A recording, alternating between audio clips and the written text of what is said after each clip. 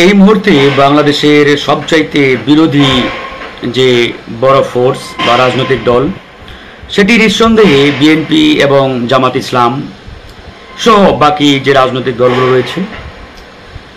আমি আজকে মূলত বিএনপি এবং জামাত ইসলামের যে সাম্প্রতিক সময়ে দু একটি বক্তব্যকে কেন্দ্র করে যে মনোমালিন্য বা দৃশ্যমান কিছু দূরত্ব সৃষ্টি হয়েছে সেটি নিয়ে মূলত আমরা কথা বলার চেষ্টা করব। ইতিমধ্যে এটি নিয়ে অনেকেই অনেকভাবে কথা বলছেন, কথা বলার চেষ্টা করছেন। আসলে এই জিনিসটি কেউ কেউ বলার চেষ্টা করছেন এটা এই মুহূর্তে কোনোভাবেই কাম্য নয় বা এটা আসলে আমাদের জন্য একটি মারাত্মক রকমের হুমকি কিংবা আমাদের জন্য একটা অশনি সংকেত। এভাবে অনেকেই অনেকভাবে এটাকে তুলে ধরার চেষ্টা করছেন, মন্তব্য করছেন। তো যাই হোক, আমরা আসলে সেই বিষয়টি নিয়ে একটু কথা বলি। দেখুন, আমরা এই মুহূর্তে দ্বিতীয় মুক্তিযুদ্ধের মাধ্যমে আমরা এই দেশকে স্বাধীন করেছি, আমরা একটি স্বাধীনতা পেয়েছি। এটি যেমন সত্য, এটি যেমন ট্রু, একই সাথে আরেকটি বড় সত্য, এই মুহূর্তে আমরা কিন্তু শতভাগ বিপদ মুক্ত কিংবা আশঙ্কা মুক্ত নই। আমাদের রন্ধ্রে রন্ধ্রে, পদে পদে, স্তরে স্তরে ফ্যাসিবাদের দোসর, পরাজিত শক্তির গোলামেরা বসে রয়েছে। তারা প্রতিনিয়ত চেষ্টা করছে কিভাবে আমাদের এই দেশকে বিপদে ফেলা যায়, কিভাবে আমাদের এই দেশকে অস্থিতিশীল করা যায়, আরেকটা বড় ধরনের গন্ডগোল পাকানো যায়। তো তারা মাঝে মাঝে সাহস করে না, কারণ বাংলাদেশে বৃহৎ দুটি শক্তি এবং ছাত্র জনতা তারা রয়েছে সজাগ এবং সতর্ক পাহারায়। হয়তো মাঝে মাঝে দু একটা দৃশ্যমান আমরা চেষ্টা তাদের দেখেছি, ষড়যন্ত্র দেখেছি। যেমন তারা চেষ্টা করেছিল বিচার বিভাগীয় একটা কু করে একটা অস্থিতিশীল পরিস্থিতি তৈরি করার, কিন্তু পারে নাই। আবার তারা আনসারদের দিয়ে, এটাকে আমি হাসিনা লীগ বলি, এই হাসিনা লীগের সদস্যদের দিয়ে তারা আরেকবার চেষ্টা করেছিল, সেবারেও ব্যর্থ হয়েছে। তো এরকম তারা নানান সময়ে, নানান রঙে, নানান ঢঙে তারা কিন্তু আমাদের নানাভাবে বিপদে ফেলার চেষ্টা করেছে এবং করবে।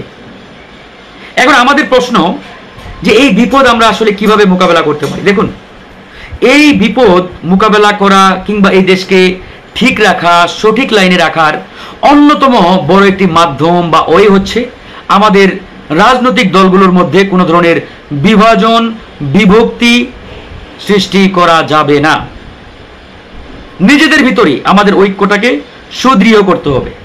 আমি আবারও বলছি, আমাদের রাজনৈতিক দলগুলোর ভিতরে কোনো ফাটল হোক, বিভেদ সৃষ্টি হোক, অনৈক্য সৃষ্টি হোক, এমন কোনো কর্মকাণ্ড কখনোই করা যাবে না, এমন কোনো বক্তব্য দেওয়া যাবে না। এখন আসুন, বাংলাদেশের বড় শক্তি যেহেতু বিএনপি, তারপরে জামাত ইসলাম সহ অন্যান্য দলগুলো রয়েছে। দেখুন, জামাত ইসলামের একটা বক্তব্য নিয়ে এখন বিএনপি যদি উঠে পড়ে লেগে যায়, বা বিএনপির কোনো একটি বক্তব্যের কারণে জামাত ইসলাম বা অন্য কেউ যদি উঠে পড়ে লেগে যায়, তাহলে এখানে আমি যদি আপাত দৃষ্টিতে মনে করে থাকি যে না, বিএনপি একটা ভুল করেছে, এটা আমরা ধরতে পেরেছি, বিএনপিকে ঘায়েল করলাম, কিংবা জামাত ইসলামের আমির একটা বক্তব্য দিয়েছে, না এখন বেটাকে সাইজ করতে হবে, ইত্যাদি ইত্যাদি, এরকম চিন্তা মানসিকতা আমাদের ভিতরে যদি থেকে থাকে, তাহলে ভাই আমি চ্যালেঞ্জ দিয়ে বলছি, এখানে আমাদের পরাজিত শক্তি, রয়ের এজেন্টেরা ফায়দা লুটবে। আলটিমেটলি লাভবান আপনি বিএনপি হবেন না, জামাত ইসলামও হবে না, আমরাও হব না। লাভবান হবে ওই ওই ভারত এবং তাদের দোসর আওয়ামী লীগ। অপরদিকে আমরা প্রত্যেকেই লুজার হব, ক্ষতিগ্রস্ত হব। বিশ্বাস না হলে আপনারা একটু দেখেন। রয়ের পরিকল্পনা এখন আপনাদের একটু বলি।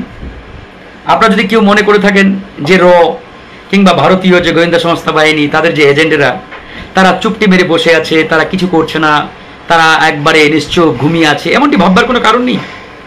তারা প্রতিনিয়ত এই বাংলাদেশে আমাদের এই 56,000 বর্গ কিলোমিটার এলাকায় আওয়ামী লীগকে পুনঃপ্রতিষ্ঠা করার জন্য সর্বাত্মকভাবে চেষ্টা অব্যাহত রেখেছে। আমি আবারও বলছি, সর্বাত্মকভাবে আওয়ামী লীগকে পুনঃপ্রতিষ্ঠা করা কিংবা পুনর্জন্ম দেওয়ার জন্য তার চেষ্টা অব্যাহত রেখেছে এবং করে যাচ্ছে। এখন আমরা যদি এই জায়গায় একটু ভুল করি কিংবা আমাদের নিজেদের অনিচ্ছা হোক কিংবা ইচ্ছাই হোক, কোনো একটি ভুলের কারণে তারা সুযোগটি পেয়ে যায়, আপনাদের মনে হয় না যে সামনের পরিস্থিতি কোন দিকে যাবে? আওয়ামী লীগের মতো একটা কুখ্যাত জালিম ফ্যাসিস্ট শক্তি যদি আমাদের এই রাজনীতিতে পুনর্জন্ম পায়, তাহলে আমার আপনার ভবিষ্যৎ কোন দিকে, আমার আপনার ভবিষ্যৎ কোথায়, আপনি একটাবার চিন্তা করেন তো। আপনি হোক আওয়ামী লীগ, আপনি হন বিএনপি কিংবা জামাত ইসলাম কিংবা গণ অধিকার কিংবা ইসলামী আন্দোলন কিংবা অন্য কেউ, আপনার আয়নাঘরের কথা ভুলে যান নাই, গুম খুনের কথা ভুলে যান নাই, ক্রস ফায়ারের কথা ভুলে যান নাই। তো আপনারা এত কিছু জানা সত্ত্বেও কেন মানে নিজেদের মধ্যে বিভাজন হোক এরকম কোনো বক্তব্য দিবেন, কথা বলবেন কেন? তাই আমি অনুরোধ জানাই, বিএনপির প্রতি আবেদন জানাই, আহ্বান জানাই, জামাত ইসলামের প্রতি আবেদন জানাই, আহ্বান জানাই, অন্যান্য প্রত্যেকটা দলের প্রতি। হ্যাঁ, রাজনৈতিকভাবে আমাদের এক এক দলের এক এক আইডিওলজি রয়েছে, আদর্শ রয়েছে, কর্মপন্থা রয়েছে, হোয়াট এভার। আমি আমার আইডিওলজি নিয়ে রাজনীতি করব, আমি আমার আদর্শের জায়গায় রাজনীতি করব, এই জায়গায় নো কম্প্রোমাইজ। কিন্তু দেশ ও জাতির বৃহত্তর স্বার্থে আমাদের নিজেদের বিপদে কোনো বিভেদ সৃষ্টি হোক, এটা আমরা চাইব না। যেমন আমরা আলাদা হয়েছি, আমরা আলাদাভাবে রাজনীতি করি, কিন্তু আমরা দেখেন তাদেরকে নিয়ে কোনো নেগেটিভ বক্তব্য দিই না, কথা বলি না। আমরাও ফ্যাসিবাদের বিরুদ্ধে লড়াই করছি, তারা তাদের জায়গা থেকে কাজ করছে, জনগণ জাজ করবে কে কি। কিন্তু আমরা যদি এখন এক একজনকে ঘাইল করতে 24 ঘন্টা ব্যস্ত হয়ে পড়ি, তাহলে দেখবেন পরাজিত শক্তি ফায়দা লুটবে, তারা লাভবান হবে, আলটিমেটলি ক্ষতিগ্রস্ত হব আমরা, আমি, আপনি সবাই। লুজার আমরা হব, লাভবান ফ্যাসিস্ট আওয়ামী লীগ হবে, তাদের দোসর ভারতের পরিকল্পনা এখানে বাস্তবায়ন হবে। এই জন্য আপনাদের প্রতি বিনীত আহ্বান জানাই, উদাত্ত আহ্বান জানাই, দয়া করে এমন কোনো কথা বলবেন না, বক্তব্য দিবেন না যেটার কারণে আমাদের নিজেদের ভিতরে বিভেদ সৃষ্টি হয়, আমাদের নিজেদের ভিতরে ঐক্য বিনষ্ট হয়, রাজনৈতিকভাবে আমরা আবার বিপদের মধ্যে পড়ে যাই। এটি আমাদের নিশ্চিত করতে হবে, এটা আমাদের সতর্ক এবং সজাগ থাকতে হবে। আমি আবারও বলছি, ভারতের পরিকল্পনা কিন্তু থেমে নেই। গতকালকে একটি তথ্য থেকে খবর পেলাম, ভারতের প্রতিরক্ষা মন্ত্রী তিনি ভারতের আর্মিকে বাংলাদেশের পরিস্থিতি নিয়ে পর্যালোচনা করে, অনুসন্ধান করে প্রস্তুত থাকতে বলেছেন। কথাটা আবার শুনেন, ভারতের প্রতিরক্ষা মন্ত্রী তিনি বাংলাদেশের বর্তমান পরিস্থিতি বিশ্লেষণ করে, পর্যালোচনা করে, গবেষণা করে তার সেনাবাহিনীকে অর্থাৎ ভারতীয় সেনাবাহিনীকে সতর্ক এবং প্রস্তুত থাকতে বলেছেন। আপনার কি মনে হয় ওনার এই বার্তার মাধ্যমে কি মেসেজ উনি দিতে যাচ্ছেন? এটা আমাদের বুঝতে হবে। তাই আমরা যারা আনন্দে আত্মহারা, যে দেশ স্বাধীন করে ফেলেছি, একবারে আমরা স্বাধীন মুক্ত, আমাদের আর কোনো ভয় নাই, ডর নাই, ঝুঁকি নাই, রিস্ক নাই, এটা ভাববার কোনো কারণ নেই বন্ধুগণ।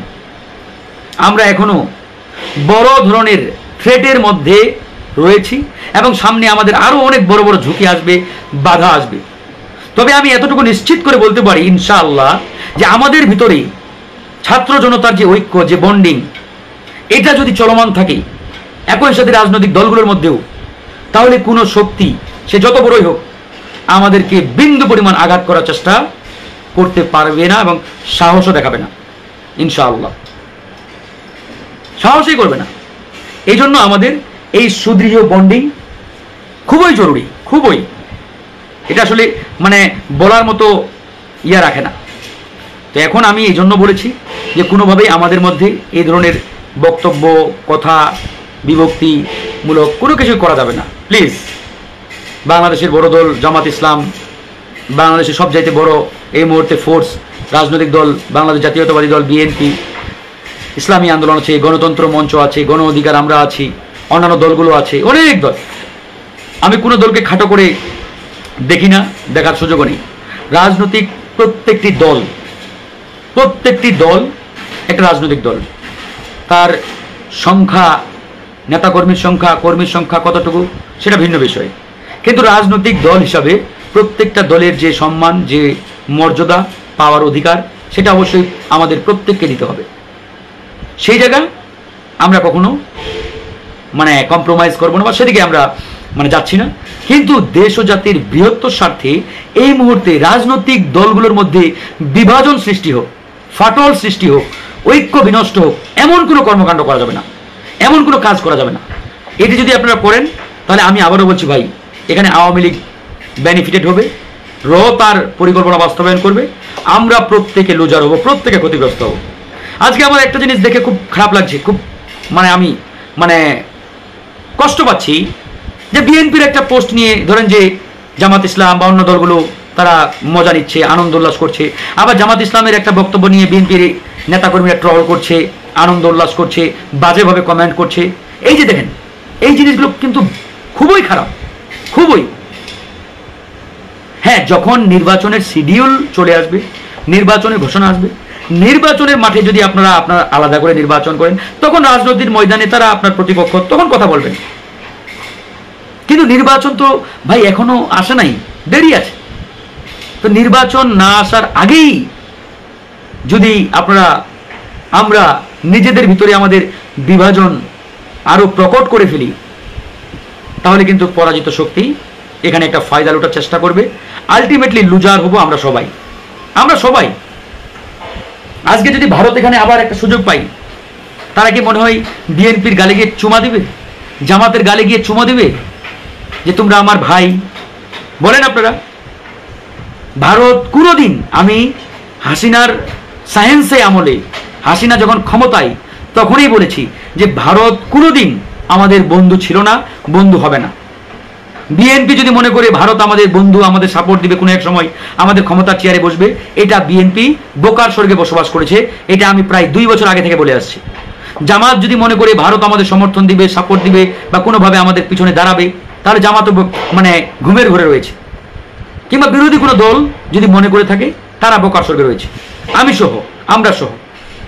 কারণ ভারতের নীতিতে, ভারতের মানে সংবিধানেই, ওদের যে রাজনৈতিক সংবিধান, বিভিন্ন দেশ নিয়ে ওদের যে মানে আপনার কূটনীতিক সংবিধান যেটাই বলেন, ওই জায়গায় বাংলাদেশ নিয়ে আওয়ামী লীগের বাইরে তারা অন্য কোনো দলকে চিন্তা করে না। মানে বাংলাদেশ মানে আওয়ামী লীগ, ভারতের কূটনীতিক সংবিধানে স্পষ্ট লেখা আছে বাংলাদেশ মানেই আওয়ামী লীগ, বাংলাদেশ ইকুয়াল টু আওয়ামী লীগ। মানে এই বাংলাদেশ নিয়ে তারা আওয়ামী লীগের বাইরে অন্য কাউকে চিন্তা করতে পারে না, কোনো সুযোগে তাদের মানে মানে মানে হয়তো হয়েছে কিনা জানি না, মানে এই আওয়ামী লীগ ছাড়া তারা চিন্তাই করতে পারে না যে বাংলাদেশকে আমরা আওয়ামী লীগের বাইরে কাউকে ভাববো, চিন্তা করব, এটা ভারতের মাথায় এখন আসে নাই। তার এরকম একটা দেশকে নিয়ে আমাদের আনন্দে আত্মহারা হওয়া, পজিটিভ চিন্তা করা, কিংবা তাদেরকে নিয়ে ভালো কিছু ভাবার কোনো কারণ নেই। হ্যাঁ, তারা আমাদের প্রতিবেশী, পাশের দেশ, ভালো কথা, পাশের দেশ রয়েছে। তার মানে এই নয় যে আমার প্রতিবেশী মানে আমি সকাল সন্ধ্যা তাকে নম করব, তার পায়ে গিয়ে চুমো মারবো, এটা নো নিড। আমি ছোট দেশ হতে পারি, 20 কোটি জনগণ আমার আছে, চারটিখানি কথা নয়, অনেক শক্তিশালী, 20 কোটি জনগণ।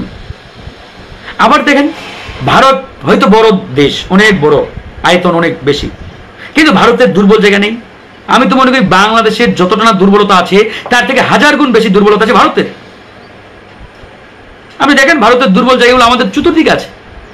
ভারত বেশি টাল্টি বাল্টি করলে তার দুর্বল জায়গায় গিয়ে টোকা মারেন, একবারে চুপটি মেরে বসে যাবে। আর বেশি লাফালাফি করলে ধাক্কা দেন, তখন দেখবেন যে আব্বা ডাক দিয়েছে আপনাকে, বাধ্য হবে আব্বা আব্বা করতে।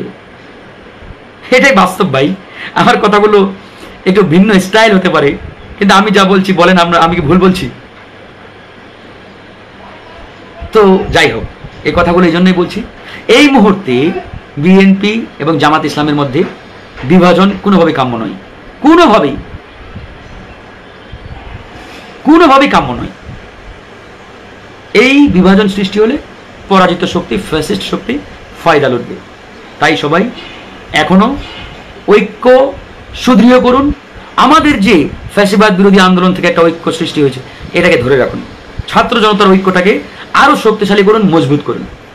নির্বাচনের সময় আসুক, নির্বাচনের যখন ঘোষণা আসবে, তখন আমরা যে যার মতো হয়তো নির্বাচন করব, তখন হয়তো আমরা ফিল্ডে নেমে ইলেকশন করব, তখন ভিন্ন বিষয়। তার আগ মুহূর্ত পর্যন্ত দয়া করে এমন কোনো কথা বলবেন না, এমন কোনো বক্তব্য দিবেন না যার কারণে পরাজিত শক্তি লাভবান হয়, তারা ফায়দা দেওয়ার চেষ্টা করে। ভালো থাকবেন, সুস্থ থাকবেন, আবারও কথা হবে। সবাইকে জুম্মা মোবারক। আসসালামু আলাইকুম ওয়া রাহমাতুল্লাহ।